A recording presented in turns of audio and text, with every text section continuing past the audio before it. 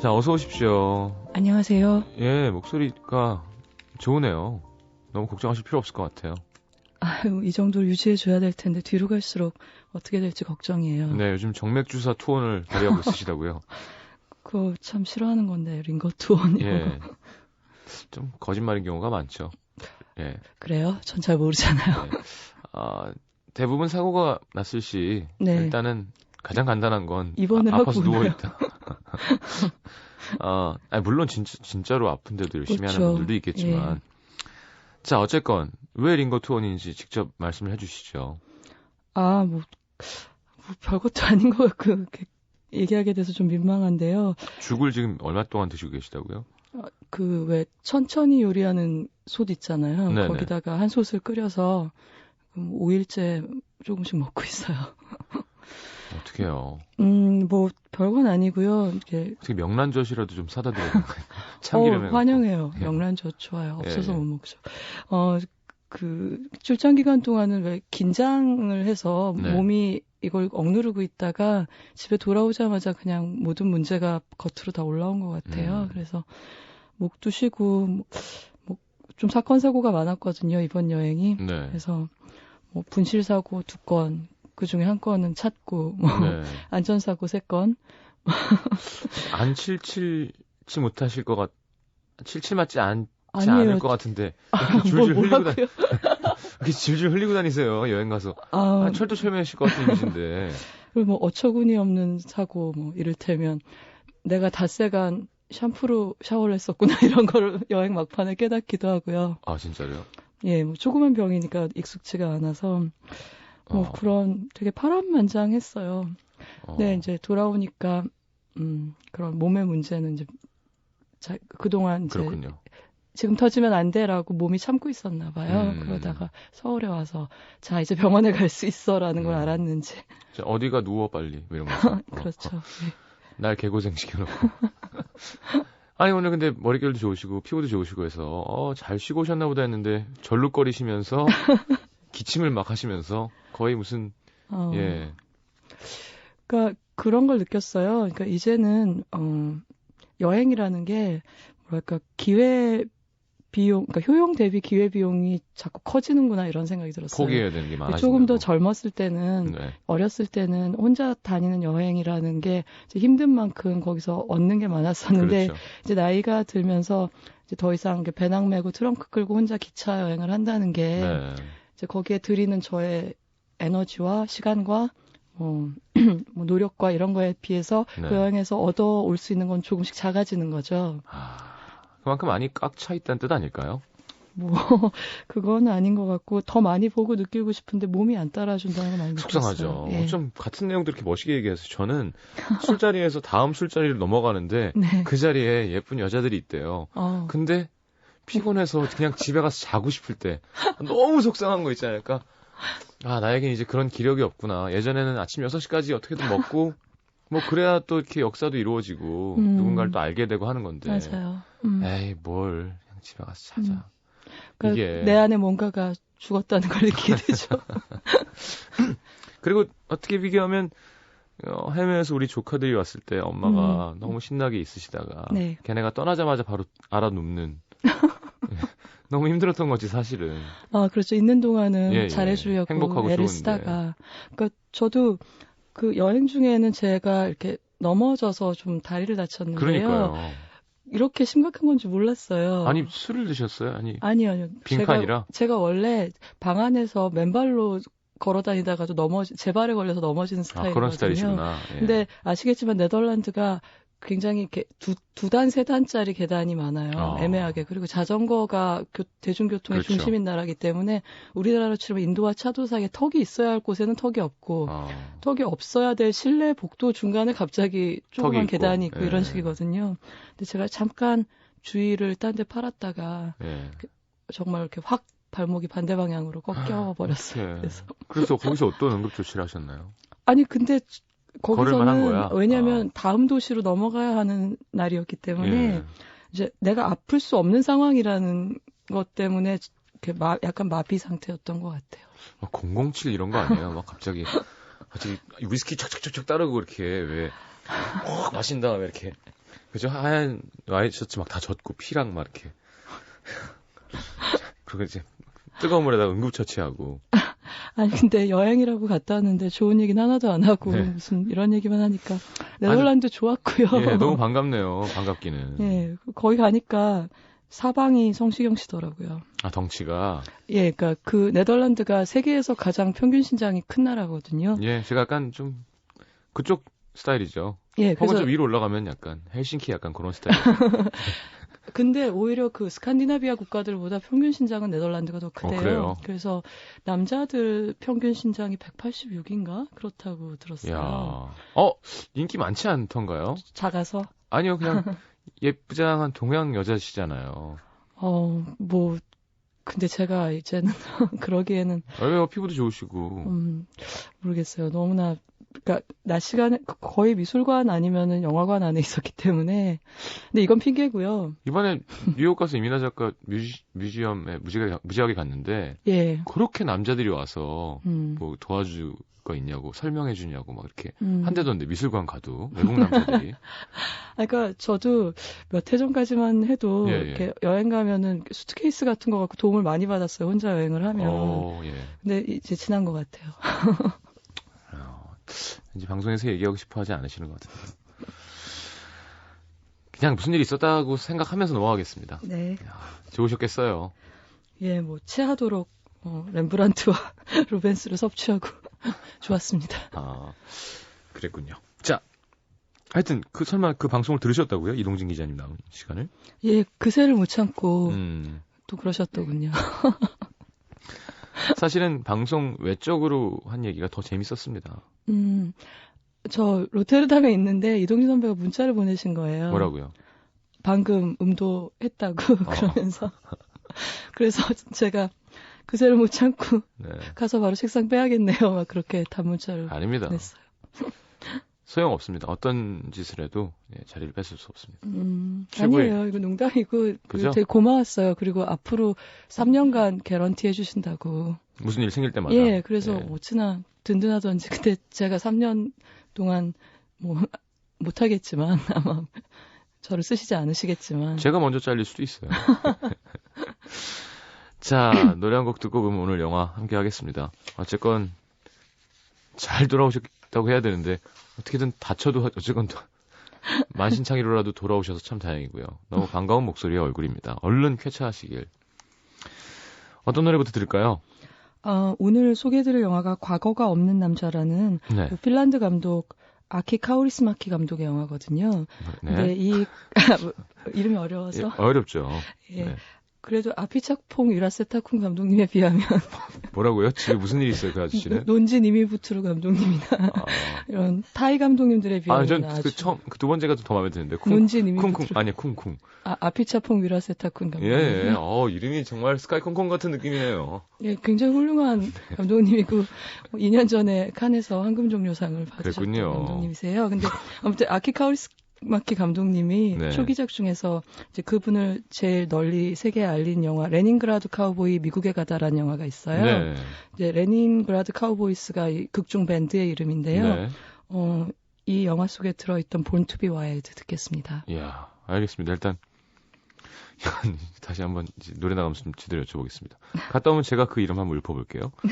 자, Born to be Wild 듣고 들어옵니다.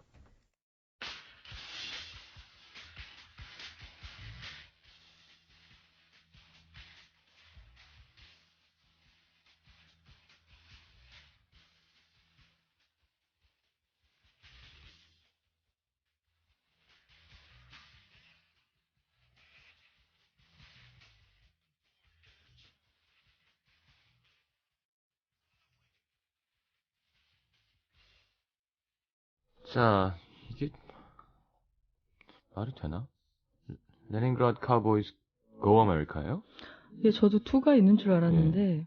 뭐 그냥 브로큰으로 이렇게 의미 전달이 되기도 하죠. 네. 하기 나름이니까. 자, Born to be Wild라는 곡이었습니다. 네. 자, 그 감독 이름은 아피차풍 위라세타꿍.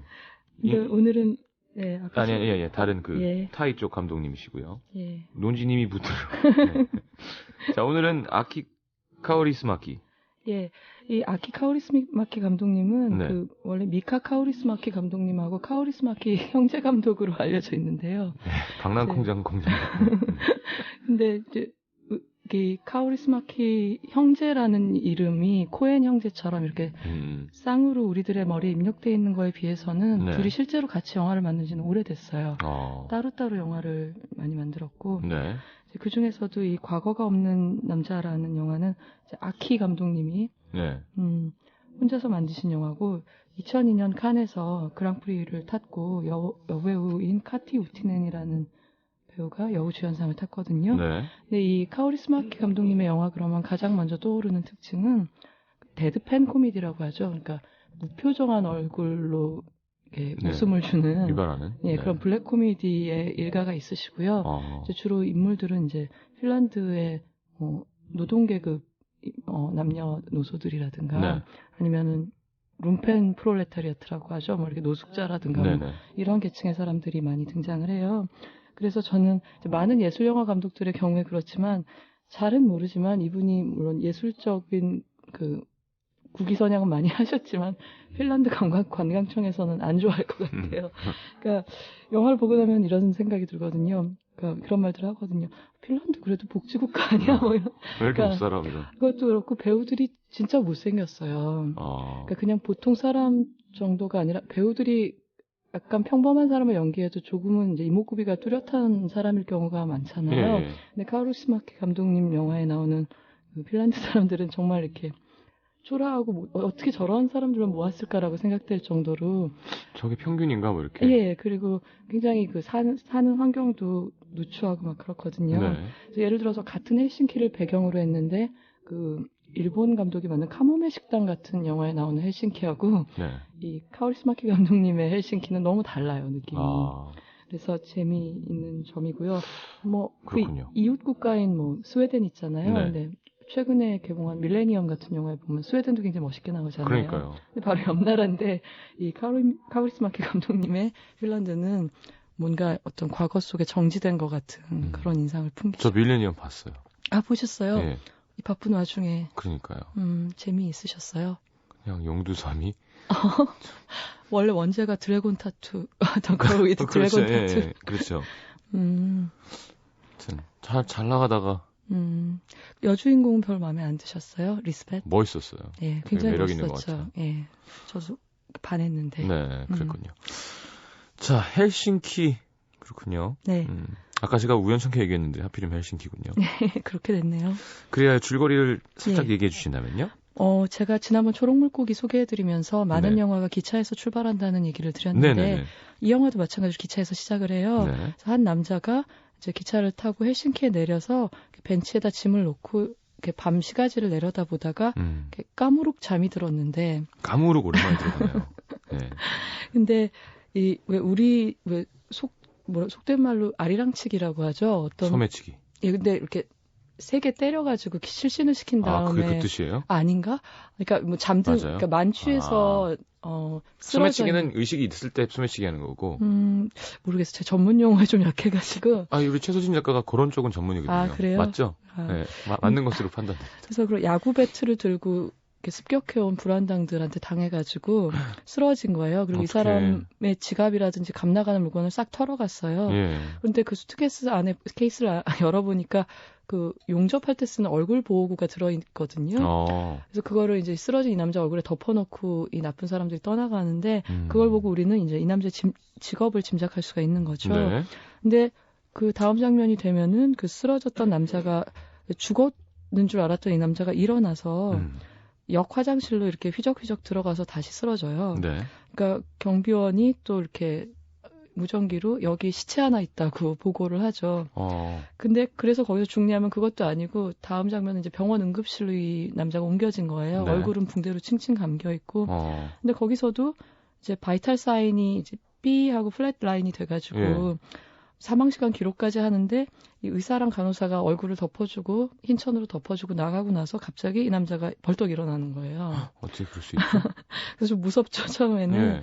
그래서 딱 일어나서 삐뚤어져 누워있던 부러져서 누워있던 코를 딱 바로 잡고 그리고 걸어 나가는 거예요, 병원을. 예. 그리고 다시 바닷가에 가서 또 쓰러지죠. 근데 그 쓰러진 남자를 지나가던 남자아이 둘이서 구해서 자기네 집으로 데려가는 거예요. 네. 이렇게 제가 설명드린 과정을 보면 알겠지만 죽었나? 안 죽었네? 죽었나? 안 죽었네? 이게 계속 반복이 되거든요. 네네. 그래서 사실은 이 장면까지 보면은 이 다음 이야기가 혹시 이미 죽은 망자의 환상은 아닐까 이런 생각도 하게 되거든요.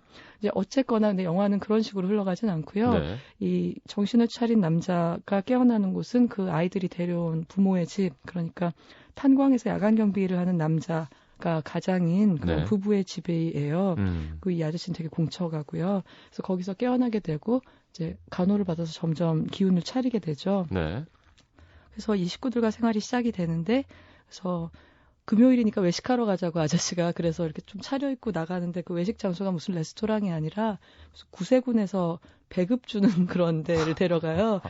그래서 거기서 싫어하겠네요. 네. 줄 서서 받아먹고 여기서 중요한 인물이 하나 등장을 하는데 네. 구세군에서 일하는 이루마라는 이름의 여자, 제가 아까 칸에서 여우주연상을 받은 배우가 있다 그랬죠. 네. 그래서 이 카티 우티넨이라는 카오리스마키 감독님의 단골 배우인데요. 카티 우티넨. 예, 등장을 네. 합니다. 근데 이제 조금 몸도 낫고 하니까 이제 독립적으로 살아야 되잖아요. 근데 이 남자는 이름도 기억이 안 나고 자기가 누군지도 전혀 기억이 안 나는 거예요. 네. 그래서 구직을 하려고 하지만 어딜 가든지 먼저 이 신청서를 쓰라고 하면 이름부터 예. 써야 하잖아요. 근데 그걸 못 쓰니까 장난치냐고 막 박대당하죠. 그래서 점점 더 굶주리게 되고 그러다가 이제 이웃 사람들이 조금씩 주는 음식으로 연명을 하다가 결국은 구세군에 가서 맨 처음에 옷을 얻어 입으려고 구세군에 갔다가 거기서 그를 불쌍히 여긴 구세군의 그 아까 이루마란 여자랑 그 상사에 의해서 거기에 취직을 하게 되죠. 네. 그러면서 월급을 줘야 하니까 그래도 은행에 가서 계좌를 개설해라 라고 얘기를 하는 거예요. 근데 이제 계좌를 개설하러 은행을 갔다가 어떤 사고가 터지게 되는 거죠. 결국 그러다가 과거가 밝혀지면서 이렇게 예, 흥미진진해지는 거잖아요, 항상. 근데 그것 때문에 그 이후의 얘기가 길지는 않고요. 거의 네. 끝부분에? 네, 끝부분에 가서 이런 일이 생기게 되는 거죠. 그러니까 이 이루마라는 여자랑 이름을 알 수 없는 이 남자가 조금씩 가까워지고 사랑에 빠지게 되거든요. 또? 예, 근데 네. 이제 그렇게 됐을 때 그 은행에 갔던 이 남자가 그 은행 강도와 맞닥뜨리면서 사고가 발생을 하는 거죠. 근데 그 은행 강도 사건의 증인이 말하자면 된 셈이니까 네. 이제 경찰에 가게 되는데 또 경찰에 가면 신원부터 또 그렇죠. 근데 신원이 불명하니까 혹시 공범 아닌가 이런 의심을 받게 되고 이것이 이제 신문 같은데 보도가 되면서 누가 연락이 오게 되네요. 그렇죠. 그러면서 저 사람 내 남편이에요라고 누가 연락을 해오는 거죠. 참 개구지게도 썼네요, 대본이 그죠? 굉장히 재미있는 코미디예요. 개구지단 말은 별로고 이렇게 막 진짜 파란만장 왔다 갔다 하잖아요, 막. 네. 그런 거를 이렇게 착착착착 따라가는 재미는 있을 것 같은데요. 네. 그리고 사실은 그 옥고를 치르고 나왔을 때 그 은행 강도를 하고서 도망갔던 남자가 갑자기 나타나는 거예요. 네. 그래서 유치장에서 나올 때부터 따라왔다고 하면서 자기가 강도를 하게 된 사연을 얘기를 하는 거예요. 네. 뭐냐면 이 아저씨는 이제 말하자면 중소기업 사장이었는데 네. 그 경제 위기가 닥치면서 자기가 사들였던 기계 같은 것들도 팔아야 되는 처지가 되는 거예요. 네. 그리고 그 자기를 회사를 위해서 일했던 직원들한테 임금도 주지 못하고 근데 이 남자가 참을 수 없는 건 그거거든요. 힘들여 노동을 한 사람들한테 내가 임금을 주지 못했다는 사실을 견딜 수가 없는 거예요. 그랬기 때문에 자기의 기계를 헐값으로 싸서 비싸게 팔아서 큰 이윤을 남긴 은행을 안 갚음하는 마음으로 찾아가서 그 사람들의 밀린 임금만큼의 돈을 털어가지고 나와서 그 사람들한테 돌려주고 싶어 하는 거죠. 정의를 구현하려고. 예, 그러면서 이제 자기가 직접 움직이긴 너무 위험하니까 안 그래도 패를 끼쳤던 이 아저씨한테 당신이 나 대신 이 사람들을 찾아가서 밀린 월급을 전해달라고 부탁을 하게 됩니다. 알겠습니다. 지금까지 에스당 멈추고요. 광고 듣고 저희 2부에 넘어가서 조금 더 이야기 나누겠습니다. 어디 가지 마시고요. MBC FM for you. 자, 아키 카오리스마키의 과거가 없는 남자 함께하고 있습니다. 네. 그래서요? 그래서 아까 말씀드렸다시피 그 망한 회사 사장님의 부탁을 이 아저씨는 충실히 이행을 하고 네.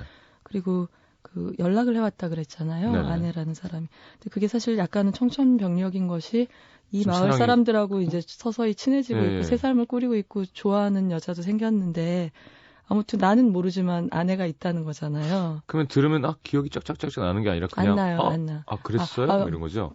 그랬어요? 뭐 계속 그런 식이거든요. 네. 그러니까 정말 지워진 삶인 거죠. 지나간 일들은. 근데 그 아내를 만나러 가는데 너무나 편리하게도 그 부분은 헤어지는 과정이 있었다는 거예요. 이혼 수속 중이었군요. 예, 그래서 다시 이루마에게 돌아오고 그리고 그 항구 마을의 가난한 사람들이 마치 그를 마중 나오듯이 부둣가에 있다가 처음에 그에게 린치를 가했던 불안당들한테 힘모아 대항하는 약간 그런 동화적인 장면이 거의 마지막에 있어요. 네.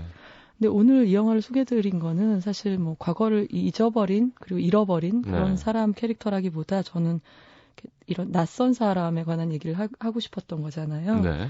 그래서 사실 이 주인공 아저씨가 마을 사람들한테 낯선 사람이기도 하지만 이 마을 사람들 전체가 이 남자한테는 낯선 사람이기도 하죠.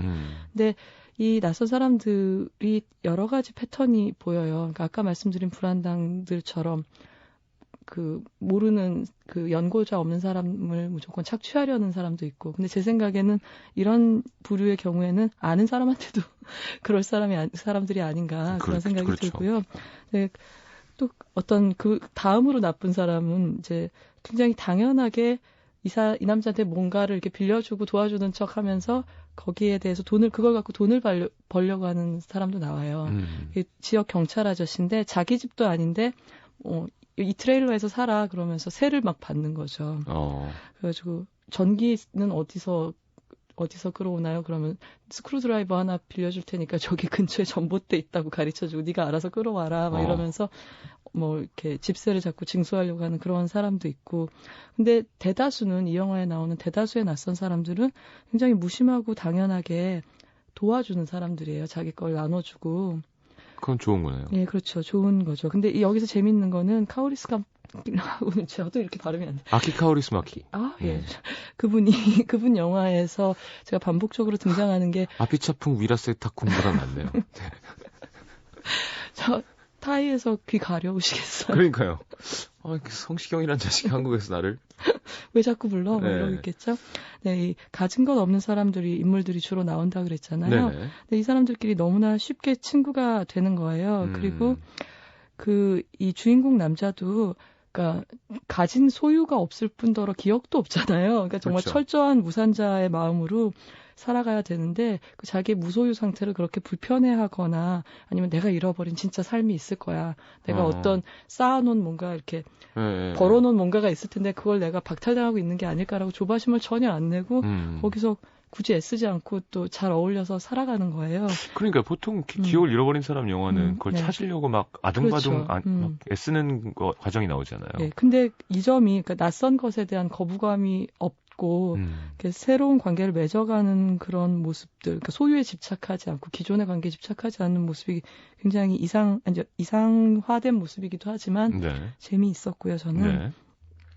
그래서 이 없는 사람들끼리 친구하는 모습이 굉장히 코미디로 잘 연출이 돼 있는데 예를 들어서 이렇게 길 가다가 친구 안부를 물으러 이렇게 똑똑 두들기는데 그게 집의 문이 아니라 이렇게 거대한 쓰레기 수거함이에요.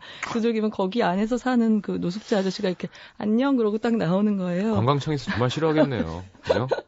그러니까 나오면은 그 아저씨 한테 뭐 요즘 어때 하고 안부를 물어보면 이 청소부 파업이 길어지는데 이 파업이 길어져가지고 먹을 게 안 생긴다고 쓰레기를 안 버리니까 그러면서 더 파업 길어지면 이사 가야겠는데 막 이렇게 얘기하고요. 네. 그리고 뭐 살림 세간살이 같은 거 이 아저씨 쓰라고 가져다 주는 분이 있어요. 네. 그래서 가져다 주면서 얼마 주면 되겠소라고 물어보니까 됐고 내가 언제 만취했을 때 마주치면 몸이나 가는 게 도와줘 그렇게 얘기를 하거든요. 근데 그런 장면들이 굉장히 이뻤어요. 저는.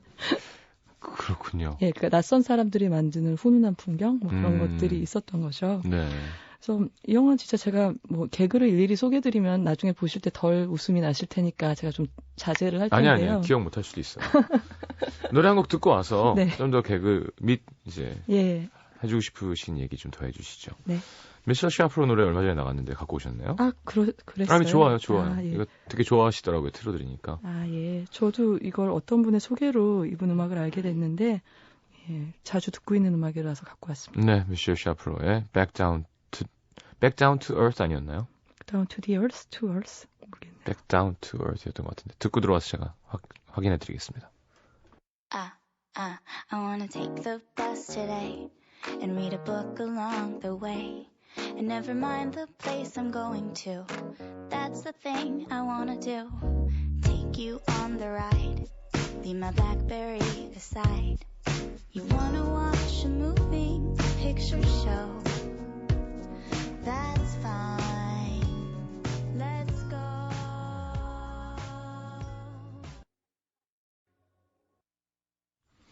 자, 미셸 샤프로의 Back Down to Earth 함께 들었습니다. 자, 그래요. 낯선 사람들이 만드는 재밌게 연출된이겠죠? 그죠? 풍경들이 재밌으셨다고 하셨는데. 그렇죠. 근데 이런 것들이 너무 동화적이지 않은가, 너무 자기적이지 않은가 그런 생각을 가질 수도 있어요. 혹은 약간 진짜 그쪽이 그런 정서가 있는 건가요? 그걸 참 모르겠는 거죠. 핀란드란 나라가 참 멀잖아요. 근데 다른 핀란드 영화를 보면 딱 그런 것 같지도 않단 말이죠. 근데 그래요? 아키 카우리스마키 감독 영화의 특징인데, 이것은 모든 작품을 일관된 특징인데, 이 영화는 과거가 없는이라는 구절을 제목에 담고 있지만 카우리스마키 감독의 영화는 과거에 사로잡힌 영화라고 볼 수 있어요. 그러니까 어느 시대를 배경으로 하던 간에 무슨 배경 인테리어라든가 아니면 사람들이 입고 다니는 옷이라든가 이런 것들이 1950년대식이에요. 가전제품도 그렇고. 그러니까 최근에 우리나라에서 개봉된 이 감독님의 영화가 르하브르라는 영화가 있었어요. 네. 이 르하브르 영화는 멀쩡하게 현대 이야기거든요. 요즘 얘기예요. 근데 그 한 영화 안에 핸드폰하고 그다음에 까만색 전화기 있죠. 꼬불꼬불 코일 달린 다이얼 전화기. 그게 공존하고 있고요. 그리고 그러니까 말하자면 시대착오라는 게 이 감독님 영화의 일관된 미학인 거죠. 특이하네. 시대착오가 미학일 수가. 그래서 르하브르라는 이 영화는, 그러니까 역시 비슷한 얘기예요. 그러니까 아프리카로부터 밀항해온 불법 체류 흑인 소년을, 이 르하브르가 남부의 항구 도시잖아요. 네. 항구 도시에 가난한 사람들이 힘 모아서 탈출시키고, 그런 과정에서 이 주인공의 아팠던 아내도 병석에서 일어나는 기적 같은 일이 일어난다, 이런 거거든요.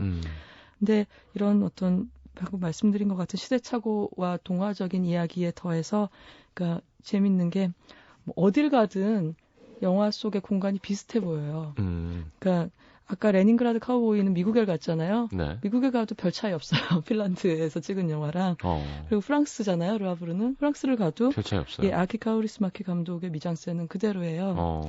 그래서 사실 어떻게 보면 예전에 왜 류승환 감독님의 다치마와리 아기니어 급행열차를 타라를 보면은 한강에서 다 찍고 자막으로 여기는 흑룡강 이렇게 나오는. 근데 그거에 되게 괜찮았어요. 뒤에 재밌었죠. 차가 다니는데. 맞아. 뒤에 이제 무슨 대교에서 차들이 다니고 있는데 진지하게 이렇게 곰털 모자 같은 거 쓰고서 독립군이라 그러면서 너무 좋았어요, 그게. 근데 말하자면 반대인 거죠, 그 영화들하고. 그렇군요. 로케로 찍는데 어딜 가도 마찬가지인. 그래서 프로듀서 입장에서는 제작비가 어쩌면 아까울지도 모를. 그렇죠. 근데 그것 자체도 상당히 이 코미디의 요소로 작용을 하거든요. 그러니까 그런 특징이 있고요. 그다음에 또 이 카우리스마키 감독님 영화에서 재밌는 점은 이렇게 낯선 사람들이 이렇게 스치고 만날 수 있는 공간들이 굉장히 많이 나와요. 주 배경으로. 그래서 항구라든지 역이라든지 아니면 잠깐 들리는 로커룸, 슈퍼마켓, 유치장 그런 데가 굉장히 많이 나와요. 그래서 왜 이럴까? 근데 이거는 아무리 제가 말씀드린 것처럼 서로 연고가 없는 사람들끼리의 만남을 연출하기 위한 그런 장치도 되겠지만, 지치뽕. 그렇지만 핀란드 사람들이 그런 의식이 있다 그래요. 우린 러시아인도 아니고 스웨덴인도 아니야. 우린 중간적 존재야. 이런 약간 붕 떠 있는 것 같은 국민이다. 이런 의식이 있대요. 근데 제가 이런 얘기가 굉장히 낯이 익잖아요. 그래서 생각해 보니까 이제 자기를 중간적 존재라고 생각하는 국민들이 너무 많은 것 같아요. 세계 어느 나라 국민들을 갖다 대도 자기는 A와 B 사이에 있는 회색지대라고 말하는 거죠. 내 정체성을. 예를 들어서 영국은 자기네가 유럽이 아니라는 식으로 말을 해요. 그러니까 컨티넨트라고 부르면서 자기는 유럽의 일부가 아닌 것처럼 얘기하고 미국과 유럽 사이에 있는 국가라고 생각하거든요. 아일랜드면서 무슨. 그리고 일본은 자기네가 서양하고 아시아 중간에 있다고 생각하죠. 그렇군요. 그리고 우리나라 경우에는 중국과 일본 사이에 있다고 생각하고 캐나다 경우에는 미국 문화랑 영국 문화 사이에 치여 있다고 생각하거든요. 그렇군요. 그래서 좀 이거는 모든 나라가 자기네가 극단이라고 생각하진 않고 그러니까 정체성이 확고하진 않다라고 항상 불안하다고 느낀다는 게 좀 재밌는 것 같아요. 그게 확고할 경우에 항상 문제가 생겨온 거 아닌가요? 그렇죠. 너무나 뭐 민족주의라든가 아니면 그렇죠. 배타적으로 다른 민족을 대한다던가 해서 뭐 동요하는 정체성이라는 건 현대 국제사회에서 그렇게 나쁜 것 같지는 않아요. 더 열려 있을 수도 있고. 그러네요. 예. 그죠. 그리고 핀란드 사람들은 뭐 스웨덴 사람도 아니고 러시아 사람도 아닙니다. 왜냐하면 핀란드 사람들만 사우나를 하지 않나요? 그리고 뭐 우리가 아는 몇 가지. 제가 너무 웃겼던 게 LA의 한인타운에 사우나가 진짜 많이 생겼어요. 그 더운데. 예. 근데 걔네는 또 그런 법이 위생이 되게 중요하잖아요. 항상 다 소독물로. 좀 기분이 이상해요. 근데 거기 터키 사람들이랑 어디 사람이냐고 물어보니까 핀란드 사람들이 와요. 터키탕이랑 핀란드 사우나. 그러니까 그 사우나와 탕을 즐기는 사람들은 어딜 가도. 그러니까 거기로 아니 저 무서운 몸을 가진 사람들이 이렇게 사우나에 더덕더덕 앉아 있는 거예요. 쟤는 뭐지? 터키 사람들이. 저도 이번에 네덜란드 가서 너무 추운 거예요. 근데 우리는 왜 바닥이 따뜻한 난방에 익숙해 있잖아요. 근데 유럽에 가면 아시겠지만 조그만 라디에이터 하나가 그 큰 방을 데우는 유일한 난방 장치잖아요. 저 그래가지고 화장실 라디에이터에 등 붙이고 막 밤새기도 하고 그랬어요. 너무 추워서. 저희 매형의 장모님, 그러니까 아니지. 우리 엄마죠, 그러면. 저희 매형의 어머니, 그러니까 사돈어른이죠.